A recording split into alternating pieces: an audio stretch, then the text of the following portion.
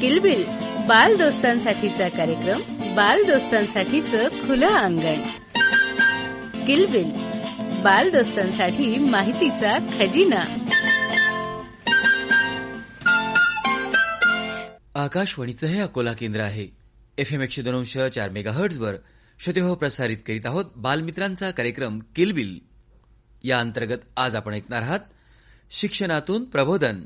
परशुराम नाईक विद्यालय बोरगाव मंजू येथील विद्यार्थी आणि शिक्षक यांनी सादर केलेला वैविध्यपूर्ण कार्यक्रम. संकल्पना मनोज आगरकर यांची, तांत्रिक सहाय्य राजेश जाधव यांचं आणि निर्मिती सहाय्य विकास पल्हाडे यांचं. कार्यक्रमाचे सादरकर्ते सूरज गोळे आणि ही आकाशवाणी अकोला केंद्राची निर्मिती आहे. परशुराम नाईक विद्यालय बोरगाव मंजू तालुका जिल्हा अकोला द्वारे बालमित्रांच्या किलबिल या कार्यक्रमाअंतर्गत सहर्ष सादर करीत आहोत शिक्षणासोबत प्रबोधन, बालमित्रांचा विविधांगी कार्यक्रम. संकल्पना आणि सहभाग मुख्याध्यापक मनोज आगरकर, सहाय्य उपमुख्याध्यापक गजानन पोहनकर आणि पर्यवेक्षक शंकरराव भदे. लेखन व सहभाग मी प्राध्यापक रमेश भट आणि प्राध्यापक वासुदेव डांगे, सौ माधुरी खिरडेकर, विजय पजई, सौ माधुरी दीप. संगीत संयोजन विक्रमसिंह पवार आणि कृष्णा पवार. तबला अनिरुद्ध दळवी. सहभागी विद्यार्थी सिद्धी गौरकर, गौरी खिरडेकर, निशा गवई, ईश्वरी बाबुळकर, आनंदी खिरडेकर, स्वरा आगरकर, कावेरी सावंग, पूर्वा पोपडे, प्रगती होळकर, ईश्वरी बागडे, तेजस्विनी राजनकर, स्वरा उगले, वेदिका जसापुरे, नेहा गवई, अनुष्का जसापुरे, नव्या इंगळे, श्रेया जाधव, विधी बोपुलकर, वैष्णवी गौरकर आणि आयुष वानखडे. आज आम्ही घेऊन आलो आहोत आरोग्य, पर्यावरण, विज्ञान आणि वाचन या 4 महत्वपूर्ण विषयांवर आधारित जनजागृतीचा सुंदर प्रवास. चला तर मग ऐकूया.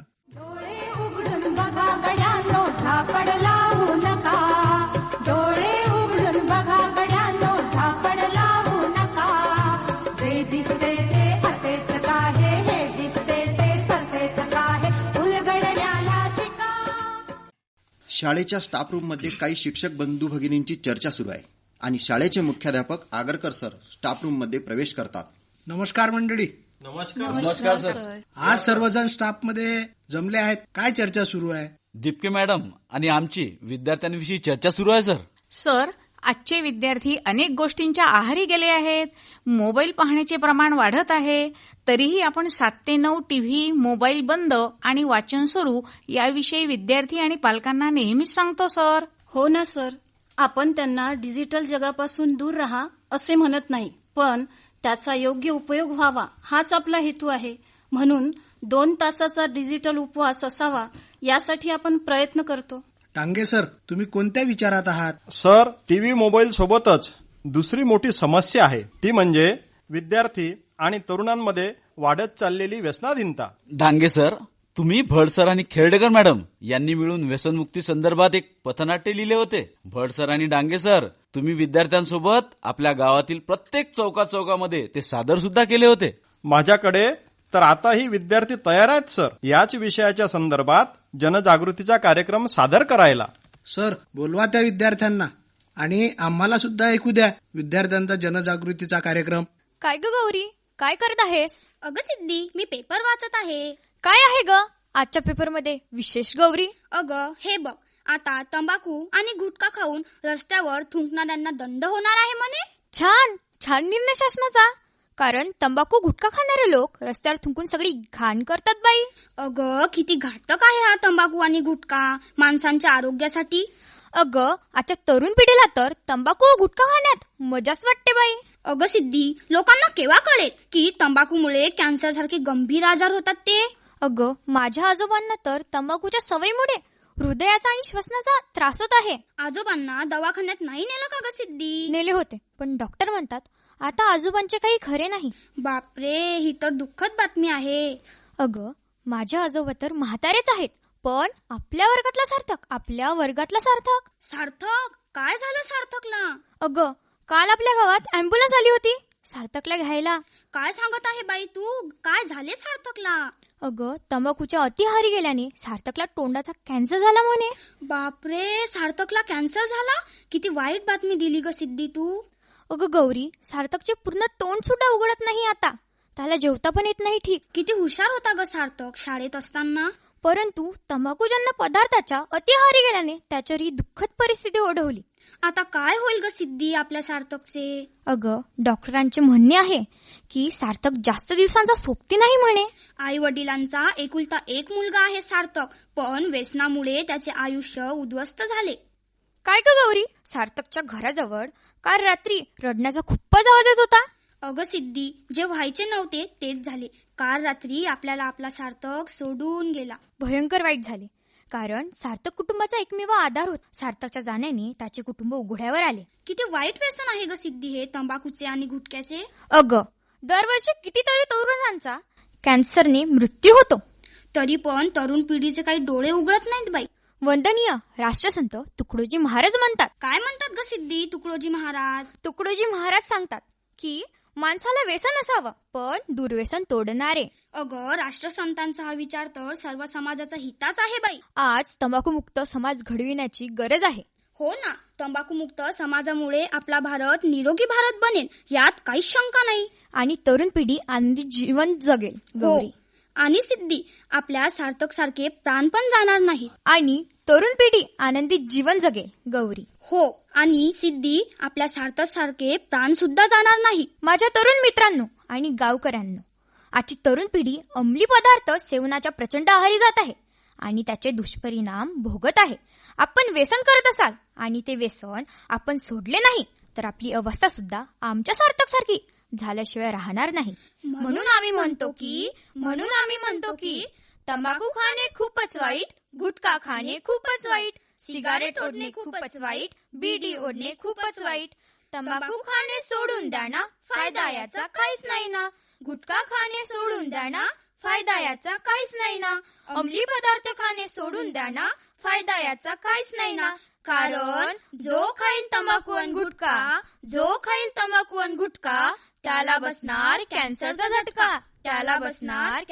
झटका. परशुराम नाईक विद्यालयाचा एकच नारा, अंमली पदार्थांना जीवनात देऊ नका थारा. तंबाखू खाऊ नका हो भाऊ, तंबाखू खाऊ नका. तंबाखू खाऊ नका हो भाऊ, तंबाखू खाऊ नका. तंबाखू खाऊ नका हो काका, तंबाखू खाऊ नका. तंबाखू खाऊ नका हो बाबा, तंबाखू खाऊ नका. तंबाखूच्या सेवनाने कॅन्सर होतो हमखास. बीडी आणि सिगारेट पिल्याने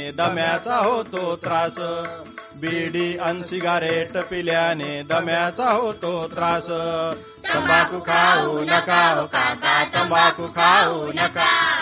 तंबाखू खाऊ नका हो बाबा, तंबाखू खाऊ नका. तंबाखू खाता पचकन थुकता, करता सगळी घाण. तुम्ही करता सगळी घाण. या रोगराईला पसरविण्याचा तुम्हाला मिळतो मान.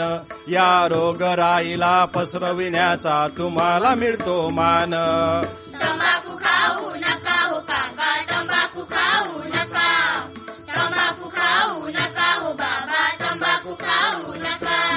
आमची शाळा हात जोडते तुमच्या आरोग्यासाठी. सोडून द्या तुम्ही तंबाखू गुटखा आपल्या कुटुंबासाठी.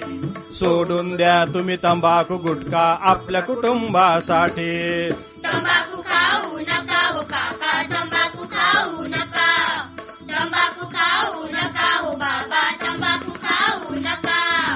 आमचा सार्थक कॅन्सरने गेला, तुम्ही पण जाऊ नका. तंबाखू खाऊ नका हो भाऊ, तंबाखू खाऊ नका. तंबाखू खाऊ नका हो काका, तंबाखू खाऊ नका.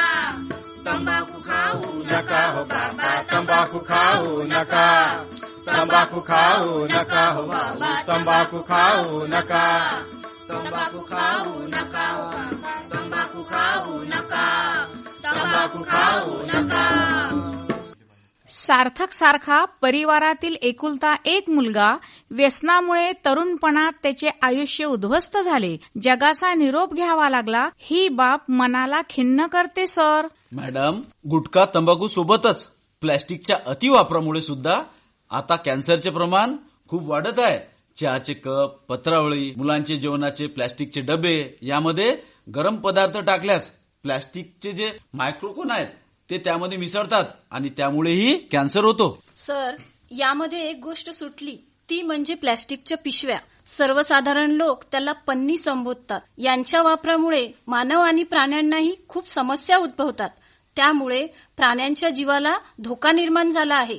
प्रशासनाला सुद्धा पावसाळ्यात खूप अडचणी निर्माण होतात. हो मॅडम, यासाठीच तर आपण टॅग अ बॅग हा उपक्रम आपल्या शाळेच्या माध्यमातून राबवितो आहे. हो सर, त्यामध्ये विद्यार्थी प्लॅस्टिकची पिशवी बाहेर न फेकता एका ताराला अडकवून ठेवतात आणि त्याची योग्य विल्हेवाट लावतात. प्लास्टिक वापराने मानव आणि प्राण्यांना तसेच प्रशासनाला खूप अडचणी येतात. यावर आधारित एक नाटिका सादर करणारे विद्यार्थी माझ्याकडे पण तयार आहेत. मॅडम, सादर करा ना मग ती नाटिका. आज आपण सर्वत्र पाहतो आहे की प्लास्टिकच्या पिशव्यांचा वापर किती वाढला आहे. पूर्वीपेक्षा प्लास्टिकचे प्रदूषण मोठ्या प्रमाणात वाढले आहे. आजकाल तर दुकानदार न मागताच त्यांच्याजवळील पिशवी साहित्य ग्राहकांना सर्रासपणे देत आहेत. याच प्लास्टिकच्या पिशव्यांचा परिणाम मनुष्याबरोबर प्राण्यांवर सुद्धा होत आहे. हा परिणाम किती घातक ठरू शकतो दाखवणारी आजची नाटिका मला बाजाराला जायचं बाई. चला तर मग या नाटिकेचा आस्वाद घेऊयात. मले बाजाराले जायचं नाही, मले बाजाराले जायचं नाही. कागबाई नगबाई का बरं जायचं नाही? कारण काय ते सांगशील की नाही? बाजाराला जायचं म्हणजे कशाची खरेदी करायची? कशाची?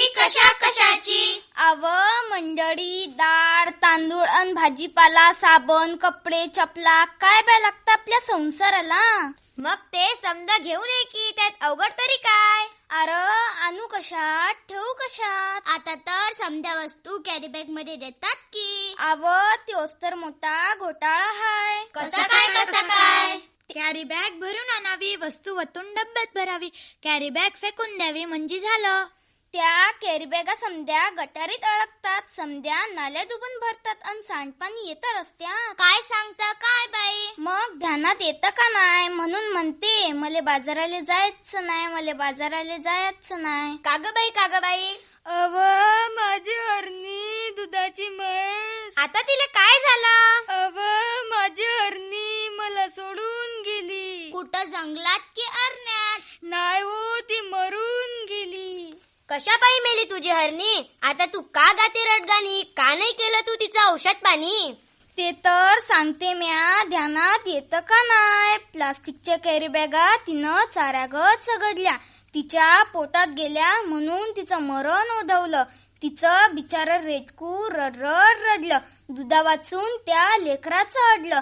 माझं मन खूप तरफडलं. प्लास्टिक हेच कारण जनावरांचं ओढवतंय मरण. म्हणून म्हणते. काय म्हणते? मले बाजाराला जायचं नाही.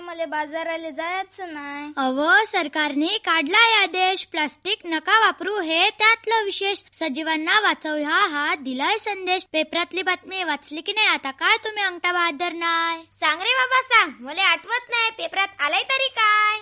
त्या समुद्र किनाऱ्यावर काय झालं त्या समुद्र किनाऱ्यावर? त्या समुद्र किनाऱ्यावर मरून पडली बिचारी 2000 कासवं. त्याच्यासाठी डोळ्यातून वाहते आसव. आरा फार वाईट घडलं. प्लॅस्टिकच्या विळख्यातून जलशुद्धीक नाही वाचलं. ध्यान देऊन ऐका, एवढंच नाही, आणखी नाकरीत घडलंय तरी काय? प्लास्टिक वापरू नका, सरकारने काढलाय कायदा. सजीवांना वाचवायचा केलाय वायदा. खरंच की काय? आपण पोरबाळ खाणार काय? आपली काळी माय ओसाळत हाय. कशी काय? जमीन नांगरली, प्लास्टिकची जाळी वरती आली. शेतात पीक येईल कसं? कशी मिळतील खंडीवर कंस?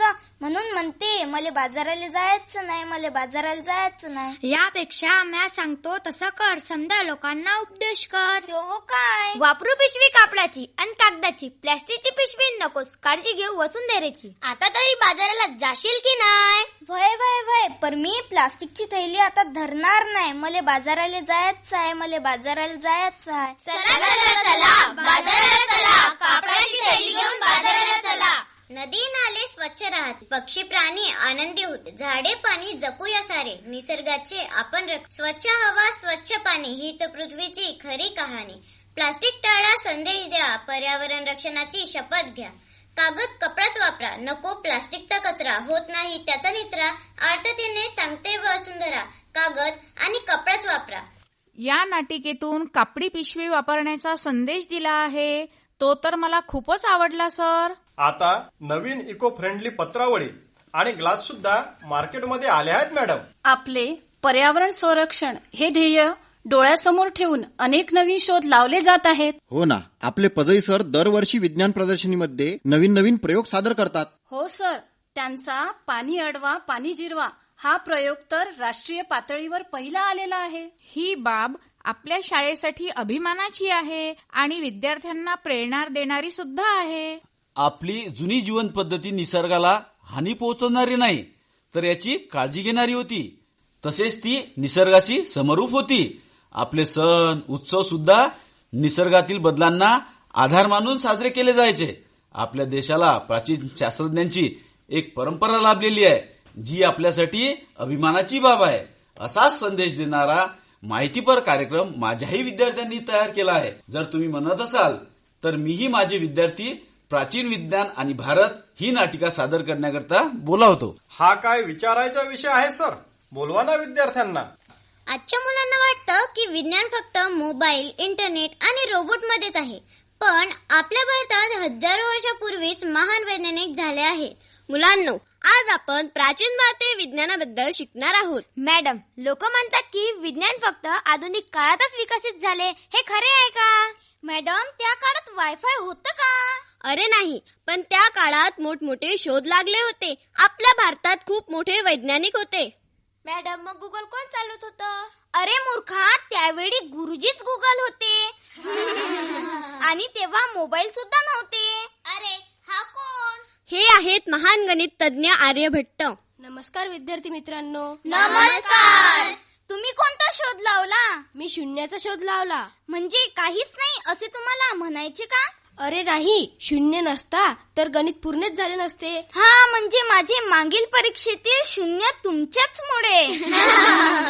आता हे नवीन कोण? मी सुश्रुत, शस्त्रक्रियेचा जनक. म्हणजे त्या काळात ऑपरेशन होत होतं. हो, तर आम्ही 300 पेक्षा जास्त शस्त्रक्रियेच्या पद्धती वापरत होतो. त्यावेळी अॅनेस्थेसिया नव्हता. तेव्हा मी जडीबुटीच्या माध्यमातून पेशंटला बेशुद्ध करीत होतो व होणाऱ्या वेदनेपासून वाचवत होतो. अभ्यासाकरिता काही फळांवर तसेच मेलेल्या प्राण्यांवर प्रयोग करीत माझ्या सुश्रुत संहितेच्या आधारावर जर्मनी, तिब्बत, कंबोडिया, इराक या देशामध्ये याचा उपयोग केला गेला. परंतु शोकांतिका ही आहे की आपल्याच देशातील लोक मला ओळखत नाहीत. मॅडम, आपण विशिष्ट पालेभाज्या खातो, जंगलातल्या इतर वनस्पती खात नाही, असे कोणी व कसे ठरविले? मॅडम, याचे उत्तर मी देते.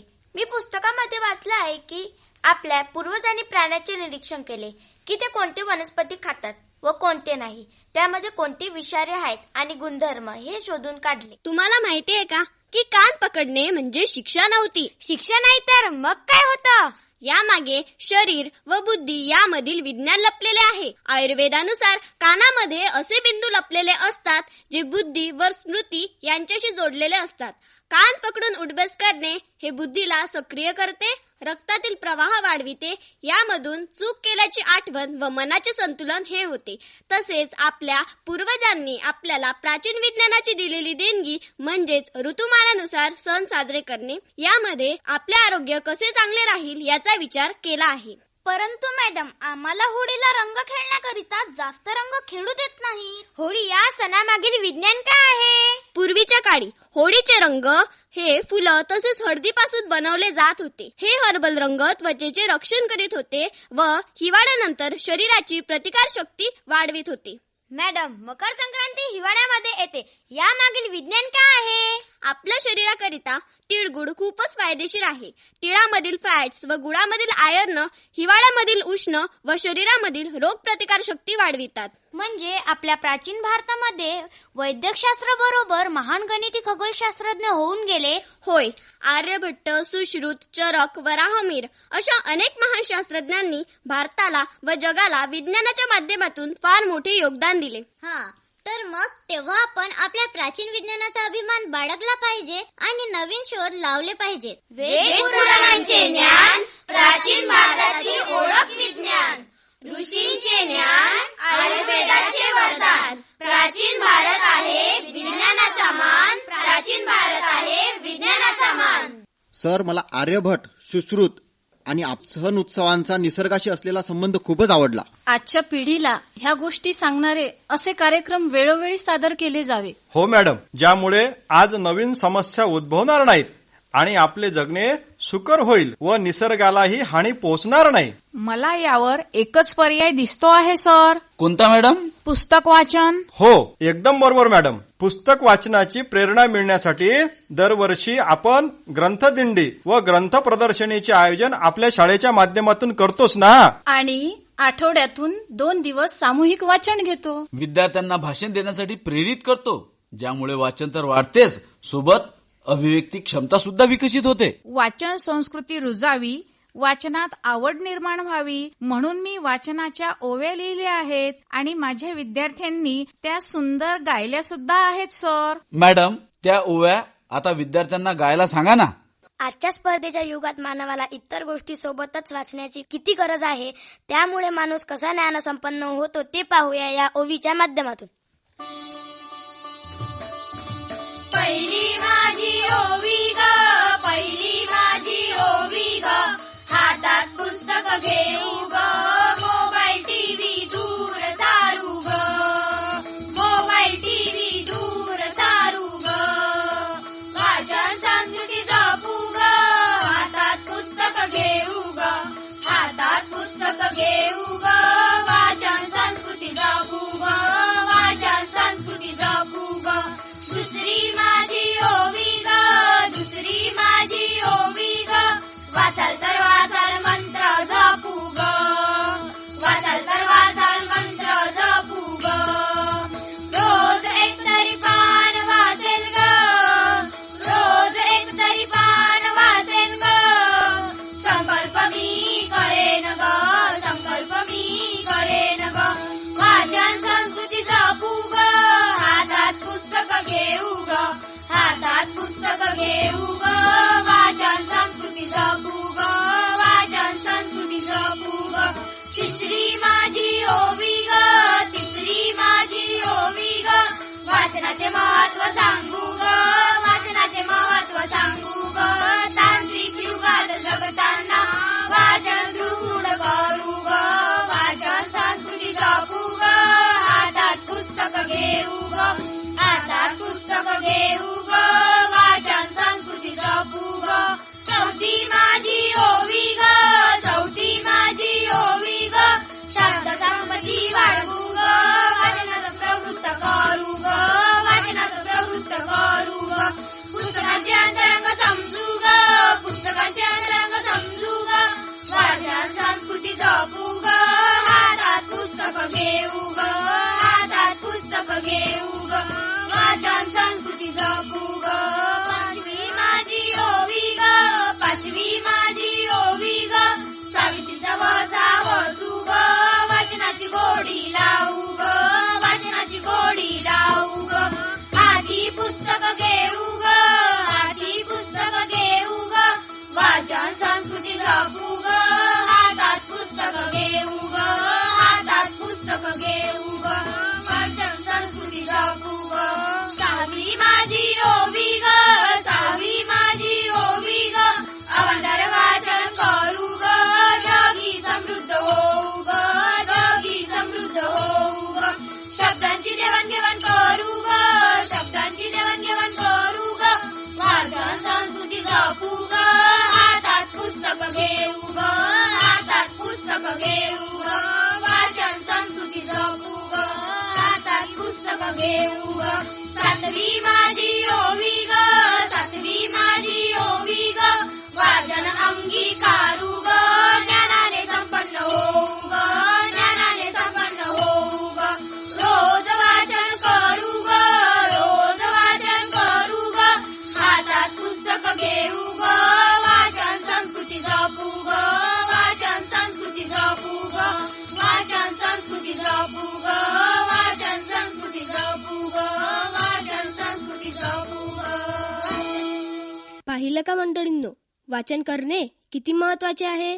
ज्ञानाचा प्रकाश देणे हवी पुस्तकाची साथ, ज्ञानाचा प्रकाश देणे हवी पुस्तकाची साथ, जीवनाचा खरा अर्थ करतो वाचन केल्यास, जीवनाचा खरा अर्थ करतो वाचन केल्यास. आतापर्यंत आपण पूर्ण केला आरोग्य, पर्यावरण, विज्ञान आणि वाचन या 4 महत्त्वपूर्ण विषयांवर आधारित जनजागृतीचा सुंदर प्रवास. समाज जागृत झाला, विचार जागे झाले तर परिवर्तनाची पहाट उगावते. या विश्वासातून आज आम्ही सादर केले 4 वेगवेगळे पण एकमेकाशी घट्ट जोडलेले संदेश. सर्वप्रथम तंबाखूमुक्ती. तंबाखू हे फक्त व्यसन नाही तर आयुष्याला पोखरणारे संकट आहे. या तरुणाईने, समाजाने आणि प्रत्येक कुटुंबाने तंबाखूला ठाम नकार देणे हीच आरोग्यदायी भविष्यासाठीची दिशा आहे. यानंतर प्लास्टिकमुक्त भारत. प्लास्टिकचा वापर पर्यावरणासाठी मोठा धोका ठरत आहे. आपण जर आज जागे झालो तर स्वच्छ आणि सुंदर भारत नक्कीच घडू शकतो. कापडी पिशवीचा वापर, प्लास्टिकला नकार आणि स्वच्छतेचा स्वीकार हीच काळाची गरज आहे. तिसरा विषय प्रथा, परंपरा आणि विज्ञान. आपल्या संस्कृतीत अनेक सुंदर परंपरा आहेत पण त्याचा अभिमान आपण नक्कीच बाळगला पाहिजे. पण त्याचबरोबर प्रत्येक गोष्टीकडे विज्ञाननिष्ठ दृष्टीनेही पाहणे तितकेच महत्वाचे आहे. श्रद्धा असावी पण अंधश्रद्धा नसावी. परंपरा असावी पण विचारांनाही स्थान असावे. आणि शेवटी वाचनाच्या ओव्या. वाचन म्हणजे केवळ अक्षरांची ओळख नव्हे तर विचारांची आणि संस्कृतीची आणि ज्ञानाची वाट आहे. पुस्तके माणसाला घडवतात, मन समृद्ध करतात आणि जीवनाला नवी दिशा देतात. वाचनाची आवड जपली तर भविष्य नक्कीच उज्ज्वल घडेल हा आमचा ठाम विश्वास आहे. म्हणूनच बालमित्र हो, तंबाखूमुक्त जीवन, प्लास्टिकमुक्त परिसर, विज्ञाननिष्ठ विचार आणि वाचनाची सवय हेच प्रगत समाजाचे खरे आधारस्तंभ आहेत. चला आपण सर्व मिळून आरोग्यदायी, स्वच्छ, सुजाण आणि सुसंस्कृत भारत घडू. तंबाखूला दूर सारू, आरोग्याचा दीप पेटवू. व्यसन मुक्त जीवन जगत, नवा समाज आपण घडवू. प्लास्टिक मुक्त भारताचे स्वप्न सुंदर साकारू.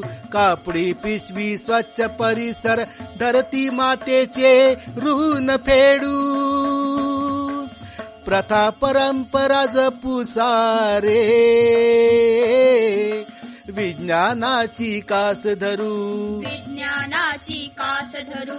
अंधश्रद्धेचे जाळे तोडून ज्ञान प्रकाशात पुढे सरू. ज्ञान प्रकाशात पुढे सरू. वाचनाच्या गोड ओव्या गाऊ. पुस्तकांना मित्र मानू.